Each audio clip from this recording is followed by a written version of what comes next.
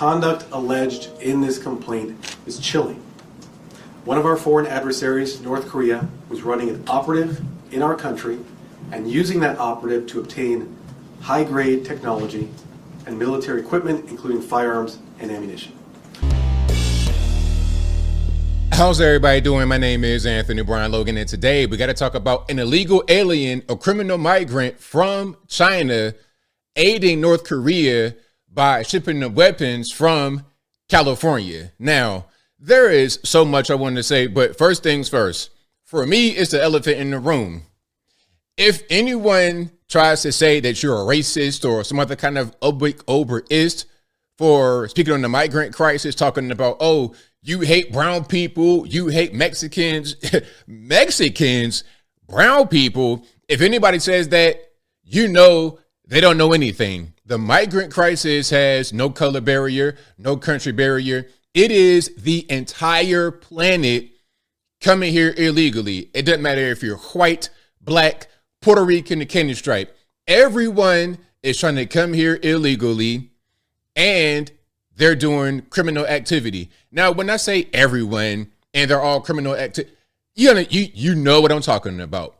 You know exactly what I mean. I'm not saying every illegal alien is going to come over here and ship guns and drugs, but the avenue is open for all the criminal migrants in this world to come here and do that. Right here, we have a Chinese national, yet another one. We didn't see Chinese spies. Now we got Chinese drug runners, gun runners, all of that. Yet another one operating right here in the USA to aid North Korea. And we just had the whole thing with South Korea and the, what was that, martial law, state of emergency, whatever they had. We're talking about serious geopolitical things that could impact the entire planet. Nuclear weapons could be involved. I'm not saying they had nukes in California, but you understand what I'm saying. This could aid a bigger goal that could wind up with nukes popping off. So the migrant crisis is much bigger than worrying about the Mexican, what did Obama say, the fruit pickers and the bed makers? It is far beyond that. Now, before I go any further, let's get into a clip here. Of course, I will link to everything in the box. If you're on IG, visit a link in the bio, go to the corresponding article on the website. But without further ado, let's go ahead and roll it. Thank you. A man in Ontario is now under arrest accused of working with North Korea to smuggle weapons through the port of Long Beach. Now, of course, Ontario, it's a neighborhood, LA County, not Ontario, Canada. Has caught neighbors off guard. NBC4's Lauren Coronado is live in Ontario with what the neighbors are saying. Lauren, good morning. Lynette, Adrian, good morning. It was about this time yesterday when neighbors say they woke up to law enforcement narrowing in on the home in question just behind me here in Ontario. And authorities say they seized items from the home and a white van parked outside the home. Obviously, just a really big shock to the community. We heard these really loud sirens. They weren't like police sirens, almost like sounded like tornado warnings. And we heard the police on the loudspeaker telling the occupants in the house, it seemed like, to come out with your hands up. Yeah, you're talking about pretty heavy firepower. You know, they got the federales out there. Yeah, it's pretty serious. You got a Chinese illegal alien. And one thing right here, you might not be able to see this title, Ontario man accused of smuggling weapons North Korea. Well, they didn't say Chinese illegal alien because that's what it is. Now, I don't know if they didn't know what it was at that time, but I think they did if they knew the whole story about the whole gun running thing. You should know the other piece of that, which is that he is an illegal alien. It was about 6 o'clock yesterday morning when law enforcement surrounded this home in Ontario and arrested. Are they blurring them? 41-year-old Sheng Hua Wen, a Chinese national who came to the U.S. in 2012 on a student visa and overstayed it. He is illegal alien, believed to have bought a Texas-based company with a federal firearms license and started buying guns and ammunition. Wen is accused of working on behalf of the North Korean government to...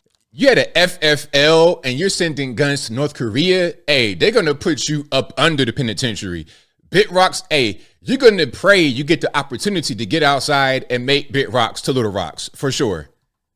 Ship prohibited items to North Korea through the port of Long Beach with the goal to help the North attack the South.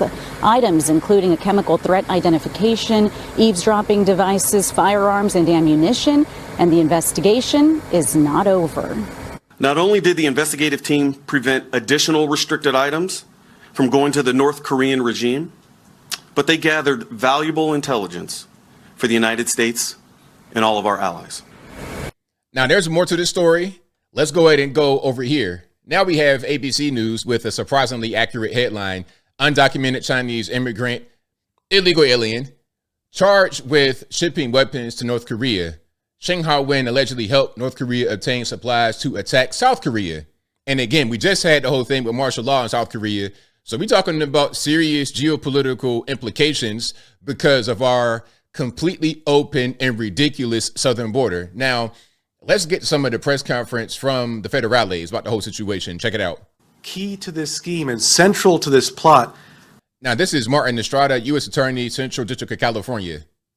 Was the individual we arrested today, Sheng Ha-wen. Mr. Wen was working on behalf of the North Korean government to ship prohibited items on to North Korea.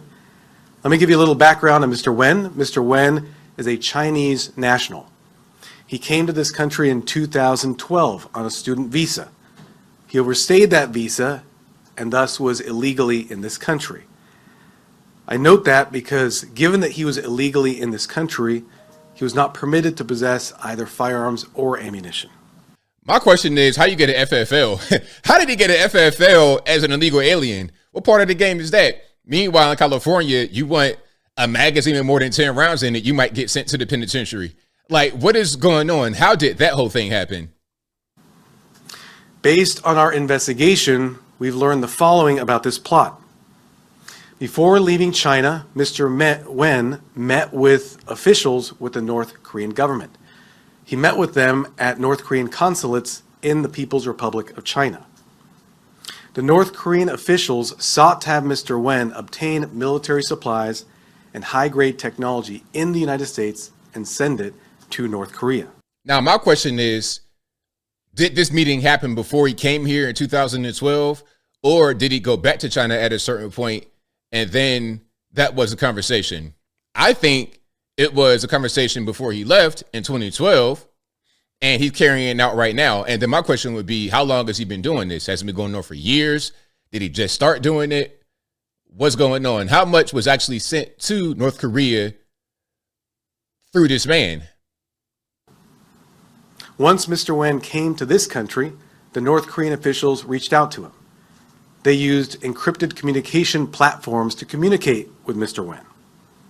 They asked him to obtain specific items, including firearms and ammunition.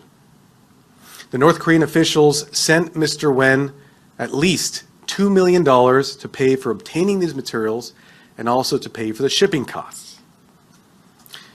In order to carry out the scheme and obtain these illegal materials, illegal to ship to North Korea, Mr. Wen bought a business. It was called Super Armory. It was a federal firearms licensee, and he paid $150,000 for it. It was licensed in the state of Texas. The money to pay for this business came from the North Korean officials. Mr. Wen would obtain firearms and ammunition through this business, but also through others who he would pay to obtain the firearms. These are known as straw purchasers.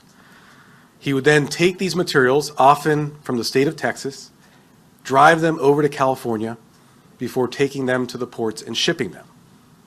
He would ship these materials by concealing them.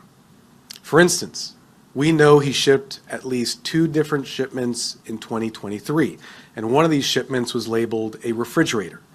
Another was labeled as camera parts. But we now know they actually contained materials that were illegal to ship to North Korea, including firearms, ammunition, and high-grade technology. Now, here's my question. There's a lot of questions I have. Let's wrap it on up, put the bow on top. How did none of these things get caught before? Okay, you're shipping radar and chemical detections and heavy firepower, ammunition, weapons. How are you able to ship those things and quote unquote disguise it or mask it as a refrigerator and nobody finds out? So like, what do? Just go to the port with a fridge, a white fridge, a chrome fridge, load it on the boat and say, all right, cool. Nobody inspects it. Nobody weighs it. Nobody does anything.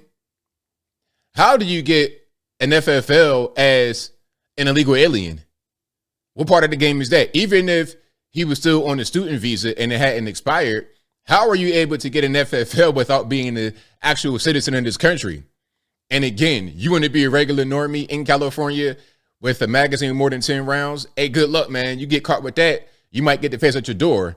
But this guy can be a whole gun runner from North Korea as an illegal alien, and they kind of let him rock. How long did this go on? Again, he came here in 2012 on the student visa.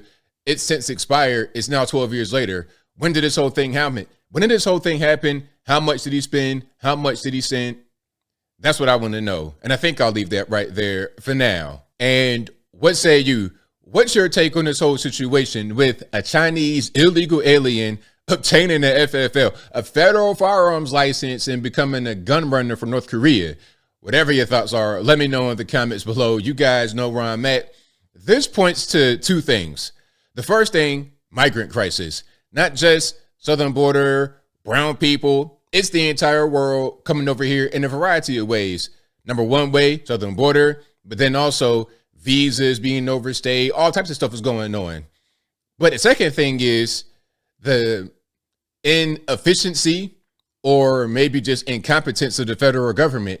How do you allow a non-citizen, an illegal alien, to get an FFL? How does that? I'm just kind of bewildered at that part. That's the craziest part to me. That's the most surprising part to me. The biggest problem is the migrant crisis, but the most surprising thing to me is how an illegal alien gets an FFL. I am still blown away by that. But whatever your thoughts are, let me know in the comments below. And that's all I got to say for this video. If you like what you heard, please comment, rate, share, and subscribe. Peace.